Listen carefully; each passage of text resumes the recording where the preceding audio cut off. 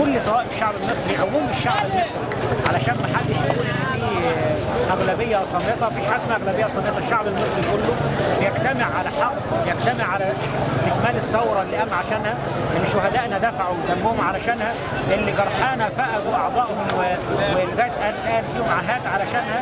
والكلام ده لن نفرط فيه اطلاقا. الشعب المصري كله بيعلن لن يفرط في دم شهيد ولا في يعني جرح مجروح. الثوره مستمره، لن نسمح ابدا بتعطيلها، لن نسمح ابدا ان حد يتعالى عليها باي توصيه او توصيات. عشان كده المجلس على العسكريه ان احنا لسنا ضد الجيش، بالعكس احنا والجيش ايد واحده. بس نقول لكم لا تخضعوا لضغوط، لا تخضعوا لضغوط معونات. احنا مش عايزين معونات، معوناتنا ارضنا بالكيف، غيرنا موجود. لا نريد اي ضغوط مضطره علشان لا تخضع قضاءنا لشيء. نريد شفافيه كامله، محاكمات واضحه. عايزين نشوف رؤوس النظام موجودين قدامنا اعلاميا، ما يبقاش مستخبين في مصفحه وبعدين جوه قدام القاضي ما مش موجودين في قفص. الكلام ده بيشكك الشعب كله.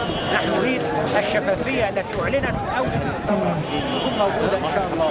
نبشر الشعب المصري، يبشر الكل ان وعد الله سبحانه وتعالى الايام القادمه ايام نصر وغلبه وعزه لدين الله عز وجل. ان شاء الله الشعب المصري يصبر، وعلى المجلس الاعلى على حكومه عصام شرف اللي ان شاء الله نكون معاها بكل قوه لو سارت على هذه الشفافيه والقوه ان شاء الله، ليتحقق لمصر ان تكون دوله عظمى لمجرد قائده العالم العربي الاسلامي بل قائده العالم كله ان شاء الله عز وجل.